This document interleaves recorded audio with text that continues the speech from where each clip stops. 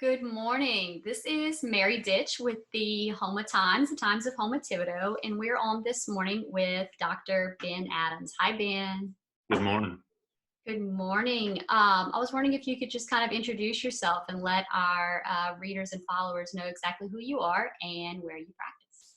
Sure. I'm Dr. Ben Adams. I am a board certified anesthesiologist.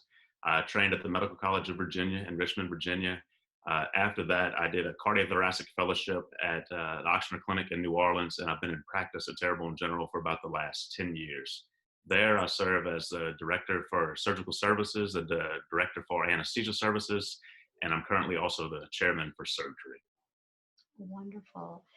And Dr. Adams, this morning, if you don't mind, giving us just a really good overview of what it is that you're seeing kind of coming in and out of Terrebonne General. So concerning the COVID pandemic that we're dealing with on a day-to-day basis, as far as the hospital is concerned, we've done a really good job of being prepared for what we're seeing. Unfortunately, the case volumes that we expect to see over the next 7 to 10 days will likely exceed our capacity. The problem is not that everybody in Terrebonne Parish is going to get sick with this illness, right? It's a small subset of the patients that we see that are going to come in and be very ill. We expect that about 4 or 5% of the patients that contract the disease will be sick enough to be in the hospital or require critical care services. Um, just recently, over the last few weeks, we've seen a substantial uptick in the number of patients that have came into the hospital. Most people are going to present with cough, fever, shortness of breath.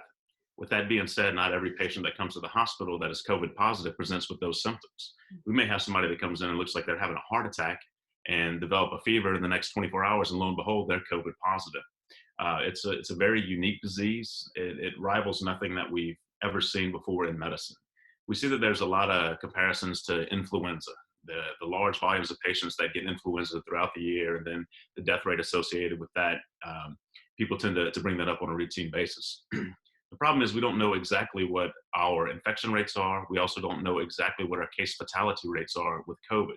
What we do know is that the interval that we're seeing these patients is very, very short, right? If we had an influenza epidemic and we had the same number of patients that die yearly from influenza show up in a critical capacity in a matter of weeks, we wouldn't be able to handle that volume of patients within the hospital. That's the problem that exists. On a day-to-day basis, I come into the hospital. Routinely, I would be in the operating room. We have mostly eliminated, not mostly, we've eliminated elective surgeries. Those have all been postponed. The only surgical cases that we do now are those cases which cannot wait the recommended amount of time that was put out by Louisiana Department of Health, which was initially 30 days. That's likely going to be extended. We wouldn't do any elective surgery whatsoever. If you come in and want to have a total knee replacement or a hip replacement or cosmetic procedure, those things are delayed. They'll be postponed until we're out of the window of this restrictive time. Clearly, if you had a problem that required surgery now today, you broke your leg and your femur was sticking through the skin, clearly that has to go to the operating room. You have appendicitis, you have a gallbladder that's bad. Those things still happen. Those are not elective procedures. So we still do those things. The majority of my time, however, on a day-to-day basis has now been spent in the critical care unit. As an anesthesiologist, I don't admit patients directly to the hospital, but I have a skill set that's necessary to assist our critical care doctors and our internists with these patients. We get called to put breathing tubes into these patients whenever they go into respiratory failure and they can't maintain their oxygenation on their own. We utilize a ventilator to do that. In order to use the ventilator, we have to place a breathing tube that goes in the mouth and down into the windpipe. The patients, of course, are sedated and under anesthesia at that point in time. We're also utilized to place vascular access. We place something called a central line into a lot of these patients. That's a large IV. It goes in the side of the neck or under the collarbone, depending on which location feels the best to us at the time. And then we also perform something called arterial access. We'll go into one of the large arteries, either in the wrist. Occasionally, we'll go further up the arm above the elbow into what we call the brachial artery, or at times we'll even access the large artery that's in the leg, where the leg creases at the hip, at the groin. It's called the femoral artery. So we have several options on what to do there. What that means for me is that I get exposed to the patients when they're at their sickest. These people are critically ill. They're trying to die. We have to, put forth measures to prevent that from occurring. Unfortunately, we know that procedures that create aerosols also increase the amount of virus in the air and makes it more likely that we as healthcare providers will contract the illness. One of those high-risk procedures is intubation, placing a breathing tube into a patient. There's several other procedures that we know are also high risk for aerosolizing the virus from the respiratory tract. Bronchoscopies do that. Certain types of upper endoscopies will do that. Performing tracheostomies does that. So we minimize everything we can from that perspective and do our best to protect staff. Whenever we enter the operating room or the critical care unit to take care of these patients, we put on something called PPE. That's our personal protective equipment. That consists of a face shield to where our eyes are protected. We wear a hat that covers our hair and the back of our neck. There's multiple types of hats that we use. We wear a mask called an N95 mask. That mask filters 95% of the particles that are in the air. That's necessary to prevent the virus from being inhaled. Typically, we'll place that mask on first and then cover it with a second surgical mask to prevent any splash or anything from getting on that mask and contaminating the N95 mask, which is the most important for these high-risk procedures. Below that, I wear a full surgical gown. I wear 2 sets of sterile gloves if I'm performing a sterile procedure. The gown goes down to below my knees, and then I wear shoe covers that come about midway up my shins. At that point in time, I'm pretty well covered from coming in contact with the virus. But that being said, nothing we do is 100%. So, taking care of these patients takes its toll both physically, in that we have a lot of patients to take care of on a day-to-day basis. The days can be very long. Our hospitalist team spends a lot of time with these patients. Our pulmonologists and intensivists spend a lot of time with these patients. We spend a lot of time in critical care, not necessarily dealing with the same patient, but dealing with multiple patients to perform these procedures. There's been a fair amount of data that exists out there that describes, the elderly patient with comorbidities as the highest risk patient. And that is true. But what people don't realize is that those aren't the only patients that we see that come in and that are critically ill. Across the board, not just at Terrebonne General, but at all hospitals, whether that's New Orleans, New York City, France, Italy, China, what have you, we see that it also will affect some younger individuals, not to the same extent that it will elderly people, but I've taken care of a number of young folks, and by young, I'm talking people under the age of 50, right, who are otherwise healthy. And the most common comorbidities that we see mortality in, meaning that the patients come in, they have COVID, they have respiratory failure, and they die. All right. I'm not talking Terrebonne General, I'm talking as a whole, medicine as a whole. The most common comorbidities, heart disease, all right, people with CHF, hypertension, what have you, diabetics. And number 3 on the list is obesity. Interestingly enough, all 3 of those kind of go hand in hand. In South Louisiana, we have a large percentage of our population is overweight. And, people don't always view that as a serious medical condition, but it is. And in this scenario, it increases your risk of dying from a COVID infection substantially over somebody that doesn't have other risk factors. The point that I would really like to drive home is, what's the emotional toll that this takes on the people that are taking care of these patients. Patient comes into the emergency department, they're febrile, they have a cough, they fit the bill for potentially having COVID. There's a whole number of lab tested imaging studies that we can do to confirm that they fit the typical diagnostic pattern, even without doing a nasal swab to confirm that they are indeed COVID positive. Do we do the nasal swab? Absolutely. But the amount of time it takes to come back in a critically ill patient, we've already went way beyond what the results of that test are. We've done multiple things to take care of that patient in the meantime. We treat them as if they are positive. We isolate them. We use negative pressure rooms when we have those available. The staff protects themselves with the appropriate gear. And then when the test comes back as positive or negative, it allows us to change our approach as how we take care of that patient. Our ER guys, they're front line. I mean, patients come in the ER all the time. They don't have any idea if the guy coming through the door next has it or not. They do their best to rule these patients out. They have special triaging processes that they go through to ensure that they are protecting themselves. But at the end of the day, we all get exposed, and some of us get exposed in higher doses than others. Our nurses in critical care, I mean, they're in and out of those rooms all day, putting on the protective equipment all day, on, off, on, off, on, off, every time they go in the room. We do our best to put the stuff on and to protect ourselves. But at some point, you may have a break in technique and you get exposed. And the hard part about it is we're all concerned not only for ourselves, but for our family, right? I signed up to do this, right? I went to medical school. I knew what I was buying. I knew what I was getting into. I don't want to bring this home to my wife or my children. despite the fact that they're young, they're healthy, the likelihood of having severe disease in them is very, very low, but it could happen. And that's the concern that we all have on a day-to-day basis. When we come into the hospital in the morning, we all get our temperature checked. Back door, nurse waiting, boop, scans my head, make sure I don't have fever, and then carry on, go about your day. And I say that with a little humor. It's we laugh about it in the morning, but it's not a joke. It's very serious. The unfortunate part is that by the time we're febrile, we've probably already been spreading the virus to those around us, and that is the problem. Is the asymptomatic carriers that spread the disease to those people that are going to get sick, that are going to need hospital services, that are going to come to the hospital. And like I was speaking earlier about influenza and the time interval, you know, if we do some simple numbers, and I would just use this. This is my own calculations. This did not come from CDC, Department of Health and Hospitals. This is Ben Adams numbers only, just for an example. Let's assume that Terrebonne General takes care of a patient base of 150,000. Okay, let's suppose only 10% of that group gets sick. That's 15,000 patients. Now we know from data we've seen in other places that the infection rate in the community is actually much higher than that. But for the sake of this example, I'm going to use smaller numbers to show the impact. So 10% of 150,000, that puts us to 15,000. Okay, 80% of those people that get it, they're going to have very mild symptoms. They're not going to know they have it. Okay, so that leaves 20% of the patients that know they're sick. All right, so 20% of them are required to come to the hospital, and about 4% of the total number, 15,000, 4% of 15,000, 600. 600 of these people are going to need critical care level services. Our hospital doesn't have that many beds. Clearly, we don't have that many critical care beds.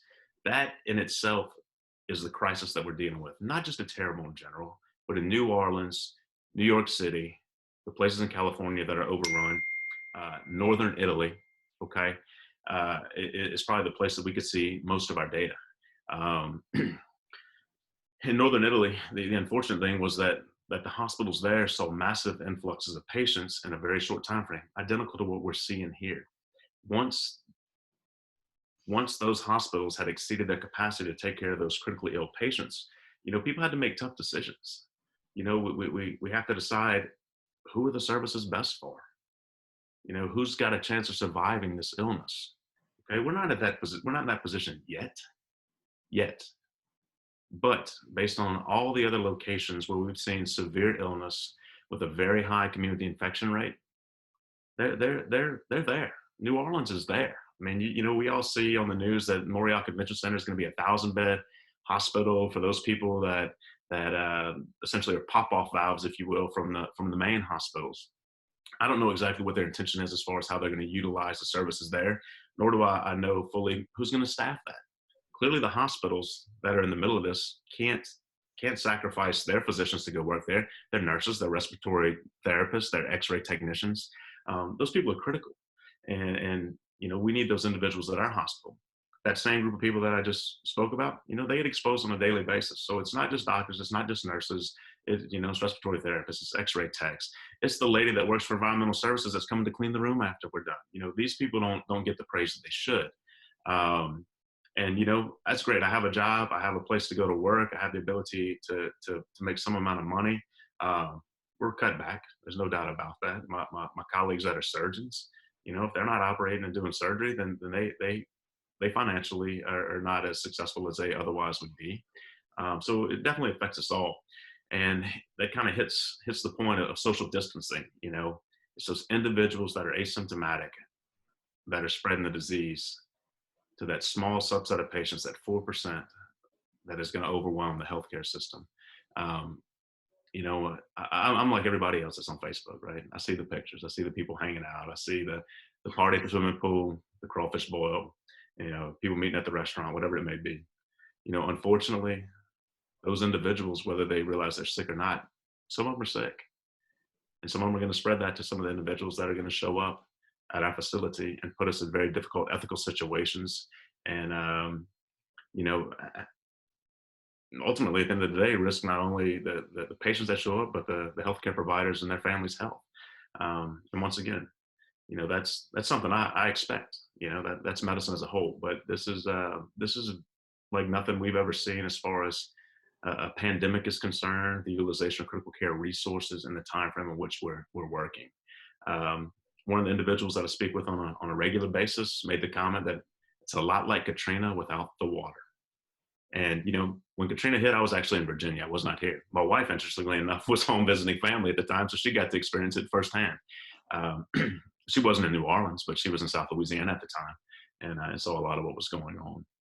But it's definitely a unique and trying time for those of us that are in the hospital.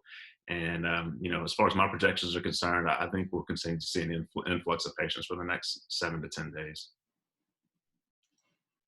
Now, if you have an individual who, starts experiencing some of the symptoms that we're reading about, what are the things that you would recommend to someone who perhaps thinks that they might have contracted COVID-19, where they're, tests you can do at home, you read about holding your breath or things like that, a certain fever level before they should go to one of the testing sites? Right. So there are a ton of myths that exist with COVID-19. The whole deal about holding your breath for 10 seconds, totally inaccurate, has zero scientific data whatsoever.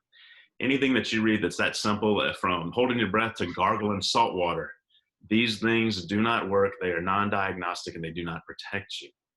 If you are coughing, if you are febrile, call your primary care doctor. Don't show up at the office, call. Those individuals will instruct you on the best way to move forward. Also, unless you are short of breath, feel like you're dying, have major medical concerns, don't go to the ER either. Okay, so if you're at home and you think, I got a cold, I'm running some fever, I'm coughing a little bit, call your primary care doctor first. I suppose you don't have a primary care doctor. Call the urgent care centers in town, okay? Do not show up at those locations without making the phone call first. Those guys will direct you on what moves you need to take next, okay? We have some drive-through centers where some of the testing can be done. Some of the doctor's office have testing that can be done. Urgent cares, they also have some tests that can be done. Within the hospital, we are bound by regulations from the state as well as CDC on how we move forward, which labs we can use. The physicians that are in private practice and the urgent care centers, they have a different mechanism in place. There are multiple testing centers that can provide the test. As it stands now, the nasopharyngeal swab, that's the swab that goes into the nose and you go back till you touch the brain. You don't really touch the brain, but it feels like it's touching your brain. If you don't get tears in your eyes when you do it, it wasn't done appropriately. I myself have had it done several times. So you can go and have the test performed. As far as home testing kits, there are no FDA-approved home testing kits. They're advertised as antibody tests. What is an antibody? An antibody is what your body would generate in response to an infection, an antigen, okay?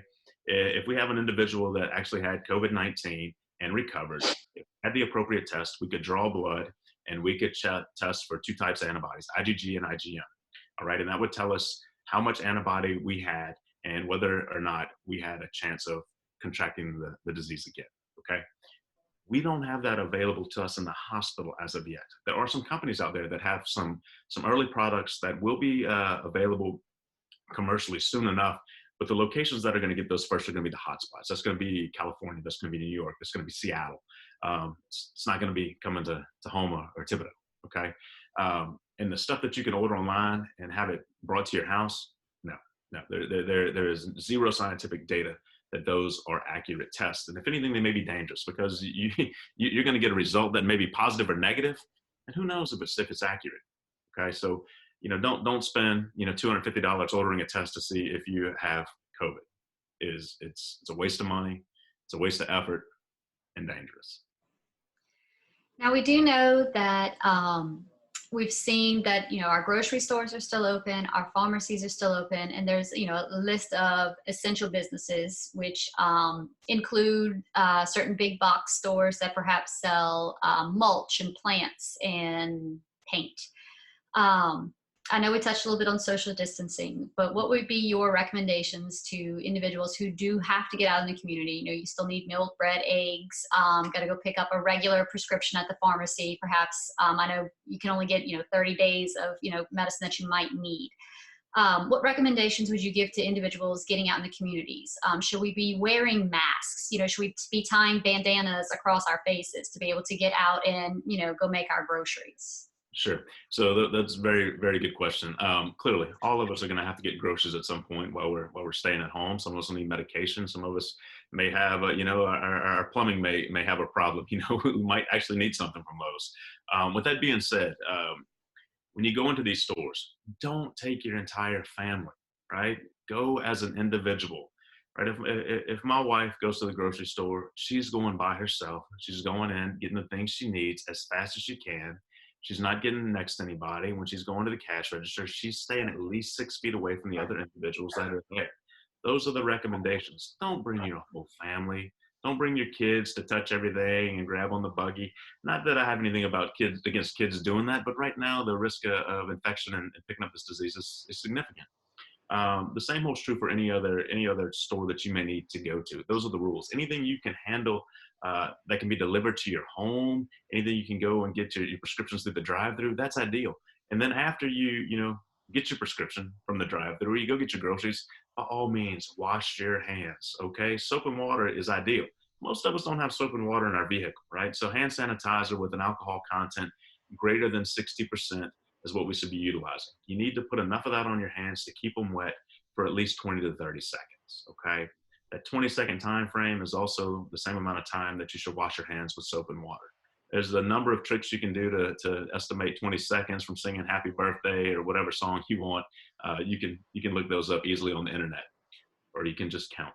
All right, that's an option as well. I would rather err on the side of taking a longer time at the sink than a shorter time. So keep your distance, keep your 6 foot distance, minimize the amount of people, minimize your trips out. If you got to go out, lump them all together, do everything you can, get things brought to your house if you can. And listen, I understand there's going to be individuals out there that are single parents and have a couple of kids. And they don't have anybody to leave their kids with. Look, unfortunately, that's going to happen, right? We don't have a great mechanism in place for that. But at the same time, keep your space, right? I'm not concerned about the people that I live in my house with every single day, right? Just like the single parent that goes to the grocery store with the 2 kids, they live with those people. It's the other individuals around. I don't want anybody that doesn't live in my house coming into my house. I don't want to have communication with them. I don't want to give them a high five. I don't want to give them a hug, nothing. As far as masks are concerned, right? So we have a bunch of different types of masks that exist in the medical community. And as a medical community, we know what these individual masks are utilized for. They are not all created equal. The mask that I most commonly see worn in public is just our regular surgical mask. All right, that filters 40, 45%, maybe a little bit more of the particles that are in the air. Unfortunately, the virus is tiny. It's on a matter of microns, okay? We're talking microscopic stuff here. Small enough that it can indeed pass through a surgical mask if it's aerosolized, okay? And I keep using the term aerosolized, and I'll explain kind of how that works. If somebody coughs, sneezes, has a procedure performed where there is some amount of vapor exhaled from the patient, right? If you cough, there's big drops, there's little drops, there's tiny drops that go on with that, all right? Anything larger than 5 microns, we consider that to be a droplet. Within the range of about 6 feet, guess what? All that ends up on the floor. It doesn't float in the air. The virus that's contained in those large droplets, that's not a problem. That's where 6 feet comes from, okay? You get in a little bit closer range, some of those droplets could hit you, all right? That's where a surgical mask could provide some benefit if you're within 6 feet of the patient, especially if they're coughing, sneezing, or you're in prolonged contact. If you are involved with a patient, this is a hospital scenario, right? You're not going to be doing a bronchoscopy or intubating somebody in the grocery store. For us, we're right on top of the patient, high risk for aerosolization. Tiny particles which float through the air, they'll go right through a surgical mask, which is why we have to wear the N95 mask, which filters 95 point some percent of the particles that are in the air. So the take home is surgical mask outside of the hospital has limited utility if you observe the 6 feet social distancing, right? Outside of 6 feet, that mask doesn't help you.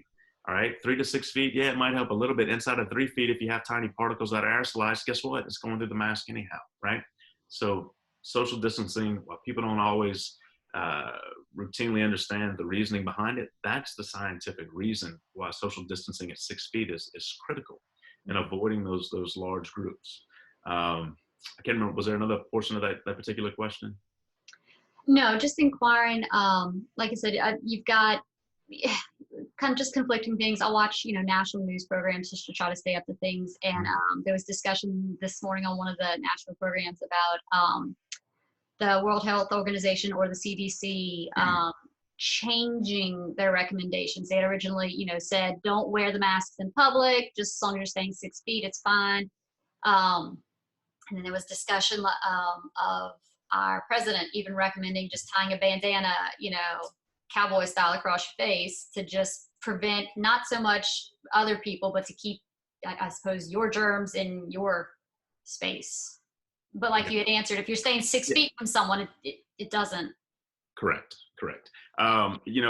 Just kind of addressing the CDC guidelines and things that come down from the state. We read those guidelines, right? And not only do we read the guidelines, we also read the data that the guidelines are based upon.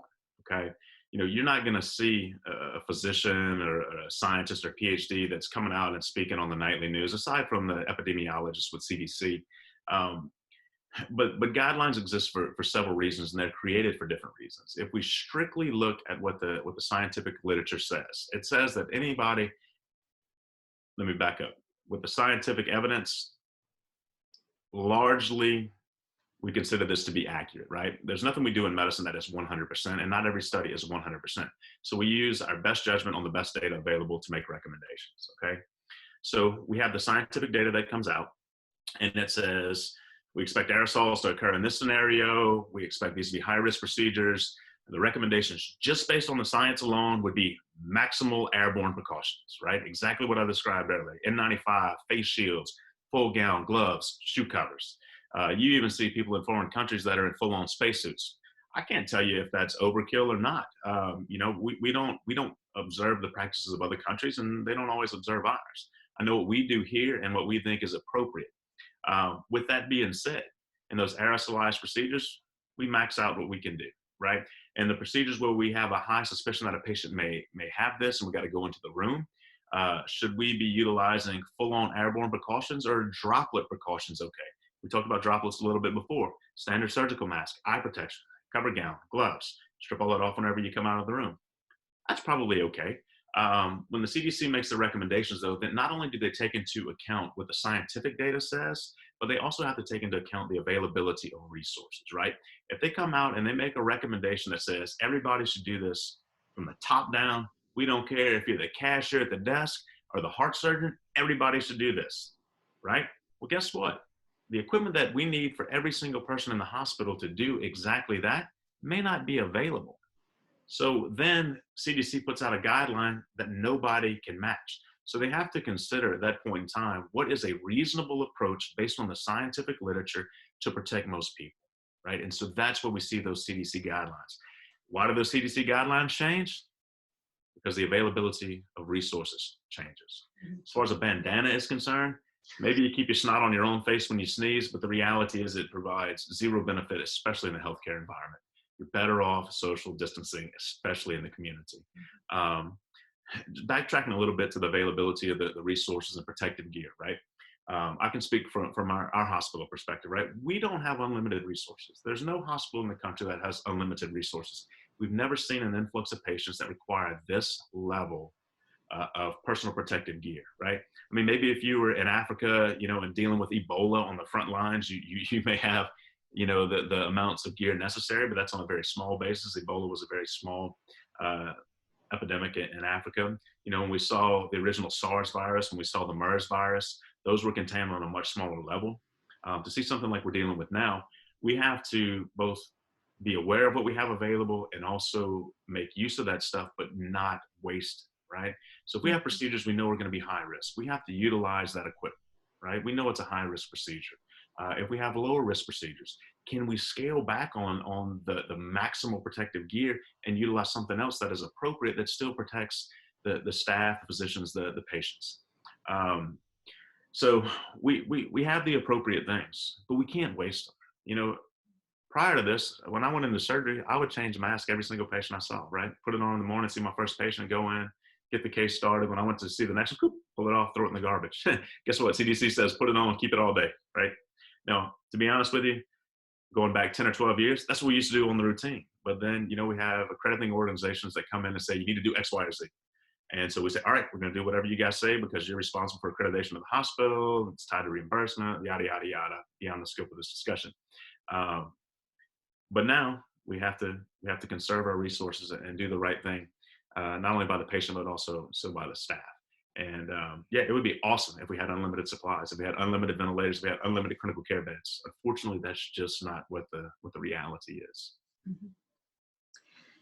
For those individuals who perhaps have the essential jobs, so the ones outside of healthcare, but the ones that we would encounter every day, our cashiers at the local grocery stores, the individuals working at Dollar Generals, Walmarts, things like that, even down to our stock individuals who are there perhaps after hours. What recommendations possibly or just tips would you have for them when they do return home to their families? We've seen things from, stripping your driveway down to, cover yourself in Lysol, which don't, eat that. But Yeah. what types of things could they do to perhaps minimize the chance of contaminating their entire household? Sure. Um, I've seen this done on a number of different levels. At the end of the day, the most important thing is clearly, any consumer interaction that you have that requires close contact, hand washing immediately is necessary. Utilization of hand sanitizer if you're the cashier. Beyond that, when you come home, take off everything that you can take off. You know, put it in a bag, take it in, put it directly in the washing machine. Shoes. Don't wear your shoes in the house if you've been out in an area that potentially has the bug. I mean, you know, I have a little different scenario, right? I have a locker room. My hospital shoes stay at the hospital. I Mm. change in the hospital laundered scrubs every day.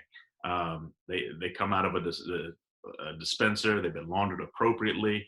To be honest with you, now that we're dealing with so much COVID in the hospital, I see those patients on a daily basis. I have the luxury of showering in a locker room and then putting my regular clothes on to go back home, so that I don't have a concern about transmitting it. And I get that the people on an essential job outside of the hospital have a different scenario, right? They don't have the luxury of doing that. So take your shoes off before you go in the house. Leave them out there. Strip everything off that you can and take it directly to the washing machine, followed by going and taking a shower. Right? Scrub your hands, scrub your body. Basic hygiene is critical, and that'll help minimize some of those things. To kind of go along with that, we also discuss in medicine something called fomites, FOMITE, and that means things that can carry the virus that aren't human beings, right? Whether that's plastic from a credit card, whether that's your bandana that's on your face, whether that's your clothes, whether that's your skin, right? And what we know is that the bacteria can survive for some period of time in any of those particular environments. And then depending on the environment, determines how long it stays on each of those substances, right? We know plastic has a pretty long length of time that the virus can remain infective. Clothes, we look at all these things. And, the scientific data on that, basically, that's all done in an in vitro model, right? Meaning in a lab. We can't always take that data and carry it over to what we see clinically or what is medically relevant, right? So the fact that they went to a lab, they aerosolized the stuff, and they saw that it floated around in the air for 3 hours, and a certain amount landed here, a certain amount landed in another place. Who knows? Would those particles be able to infect a patient later on down the road? Can't answer that question. Nobody can at this point. The unfortunate part about this particular epidemic is that, we're in the middle of it and we're trying to study it at the same time. A year from now, we'll be able to retrospectively look back and say, hey, these were good decisions and these were not great decisions. Unfortunately, we don't know which one's which right now, right? I mean, the things we do from a critical care perspective are very consistent. Medications that are being recommended and touted on the news. Everybody's talking about using Plaquenil, hydroxychloroquine is his name, and utilizing azithromycin. Oh, we think we got those studies are tiny. They're very, very small studies. When you start getting very, very small studies, that data is not always better than what we would call anecdotal experience, meaning this is what I did and this is what happened with this one patient, right? Multiple anecdotes do not equal scientific data. And, so we have to be careful whenever we institute these treatments because there are side effects to medications, despite the fact that these drugs have been around a long time and they've been generally safe in the doses that they've historically been used for rheumatoid arthritis or treating, community-acquired pneumonia or sinusitis from a bacterial source. But when we put them in conjunction with each other, there are potential side effects. And that's not to scare anybody, but that's the reality. We're making decisions about medications and management of patients without perfect scientific data.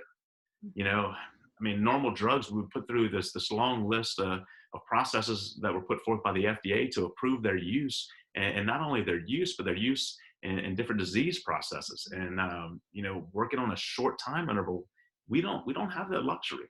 So we do it the best way we can on the data that's available, and hopefully we don't have any untoward outcomes, but because of that. But we're going back to the severity of the disease and the time frame in which we're working. It puts us in unique situations where we have to make those decisions. And I'm not the guy that's usually making that decision, right? It's going to be my buddies that are pulmonologists, critical care doctors, hospitalist teams, internal medicine doctors, the guy in the ER. We're all put in this position to make snap judgments based on our experience and our medical education, without great data to always back up what we do. I read, we've all been reading, right? For the last month to 6 weeks, I have spent more time reading medical publications and data about this disease than I probably spent reading anything else in any other time frame at the same time. We kind of joke about it. All of our societies require us to maintain our medical education, CME, continuing medical education. The reality is, we've all read so much and studied so many of these articles at this point in time, they ought to just go ahead and grant it to us for free. With that being said, I might read 3 or 4 articles and they say do X, Y, or Z. And then today something will come out and say, oh, hold on, we tried it here and that's not what we saw happening. And you have some really great institutions and groups of physicians and scientists that are putting studies together as we speak to give us better data. Unfortunately, they just don't happen that fast. So like I said, retrospectively, we'll be able to determine what we did was right or wrong and how to address it the next go around. But right now, we're kind of in a tough spot. Now, this is a more technical question that you don't have to answer. HIPAA might not let you answer this one. Are patients, nationwide, are patients dying of COVID-19?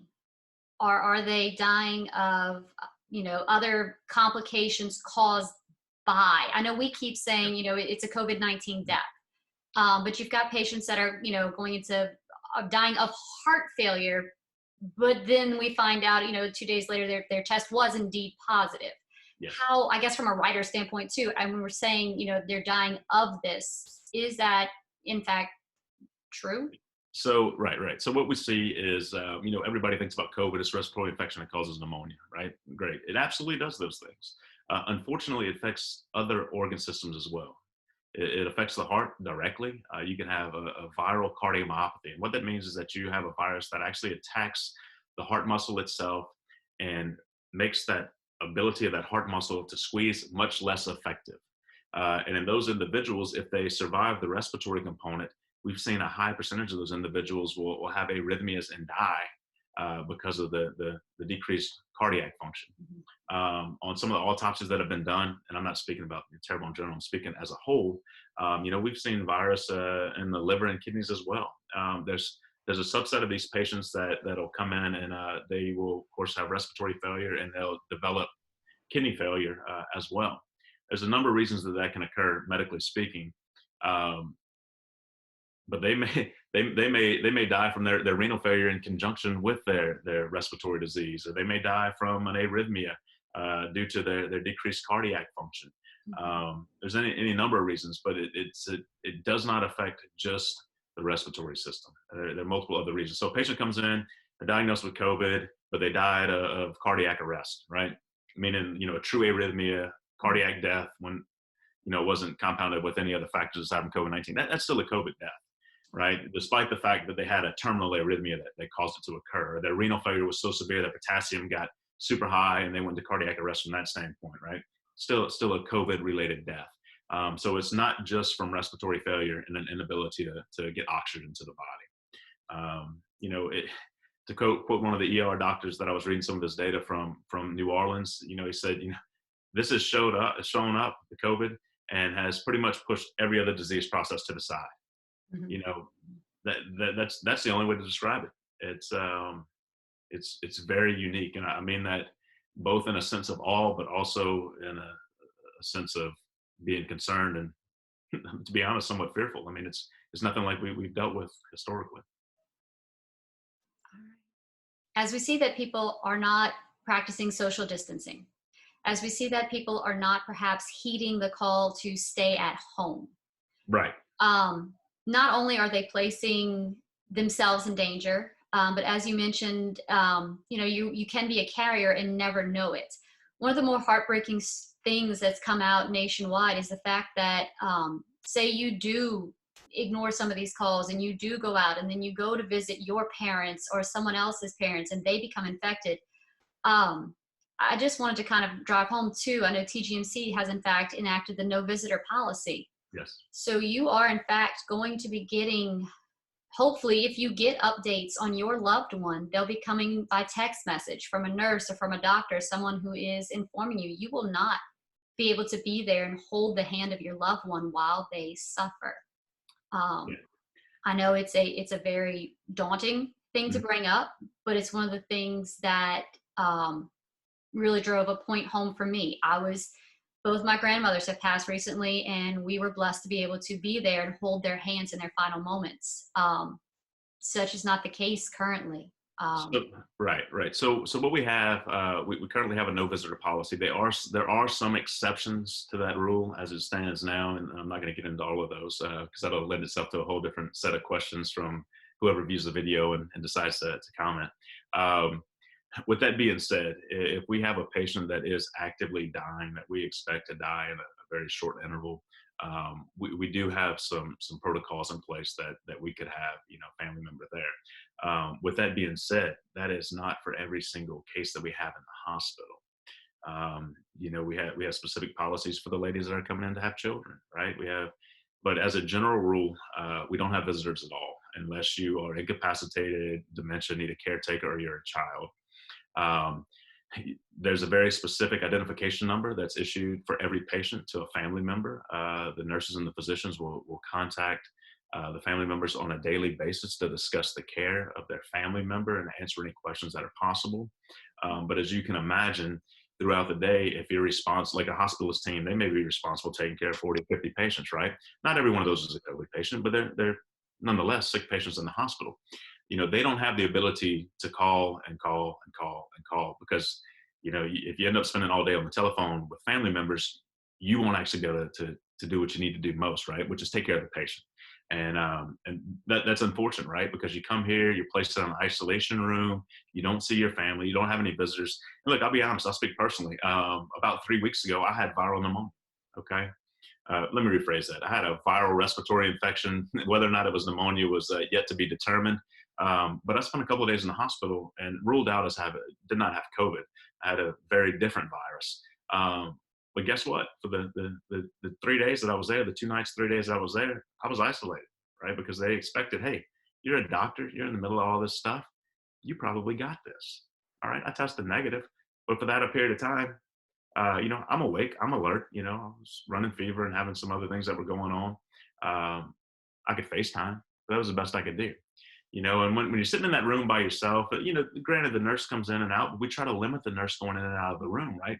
To minimize her risk of exposure and infection and sharing it with the other nurses. So it's a lonely place to be. Those patients that are in critical care that are on ventilators and sedated, they're sedated, right? They don't remember any of that. They don't know what's going on. They are out of it. It's a much tougher scenario, not for the patient, but for the family. Our patients that are in the hospital that are sick but not critically ill, that are awake, and alert, it's tough for those guys. And it's a bad spot to be in, both as a patient and also as a staff member and somebody that sits on some of the leadership committees and the policies that we generate. We understand what the repercussions of those policies are going to be. And I'm sure there are individuals out there that think that it's cruel and it's a little bit severe, but the reality is it's probably the best way to keep the community and the staff safe, as well as the family members, right? Because if I've got a super sick patient that's in the hospital with COVID and the family's not exhibiting any symptoms, my goodness, I don't want to bring them in and expose them to a known risk and then send them back to the community where they may or may not exercise social distancing. So it's a necessary evil for what we have going on right Wonderful. Dr. Adams, is there anything else that you'd like our readers, listeners, viewers to know about our situation currently? So, one of the big things that I see is that it is very fluid. Things change very, very rapidly, right? People get on the LDH website and they look at the total number of cases, how many were reported, how many lab tests were done in this parish or that parish or whatever region. That's great. And that data is not always up to speed, right? We report everything to the state by way of CDC, and it doesn't always get updated immediately. Um, but the environment changes on a day-to-day basis, which is why we have so many meetings at the hospital to determine how we're going to approach new problems that present, because the last thing you want to do in this scenario is be reactive, right? You need to be very proactive. You have to see the things that you expect are going to happen, and you have to have a game plan for those things.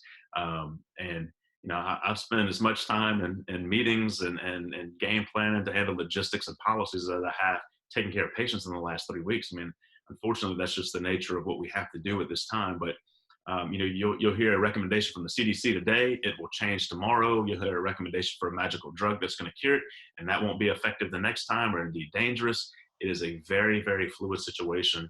And to be honest, some of the things I may have said here on this interview may not hold true in a week, right? And we do the best that we can in the time frame that we have the data that's available.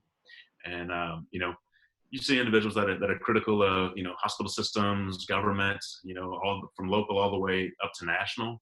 I tend to be critical on the recommendations that are oftentimes inaccurate and don't entirely meet the science, as opposed to having a personal problem with an individual. Because at the end of the day, I really don't care what your political affiliation is. I just need to know that we're going to have the stuff we need, and that the recommendations are actually well rooted in science. And we see different approaches from different leaders, and everybody's going to be different, and the data is going to change consistently. But as a take home for the viewers, that especially those that are in our service district and utilize our hospital, just know that we're working really hard on a day-to-day basis, not only to take care of the patients, to prepare for the patients that we're going to get in the future, and to do it the best way we can with the resources we have and the information that we have available. And that's kind of the take home point for how I feel about the other things that we haven't discussed to this point.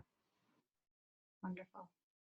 All right, Dr. Adams. Well, thank you so much for visiting with us today. I know you were on call last night, so we definitely appreciate you waking up early this morning and taking the time to, visit with our readers. We are going to invite our viewers to please leave any questions in the comments. That way, if there's something we didn't perhaps touch on in this video, we could perhaps do a follow-up, or, write a little article with some of our Q&As, if you don't mind doing a little follow-up with us. Absolutely. Awesome. Thank you so much, Dr. Adams. Thank you.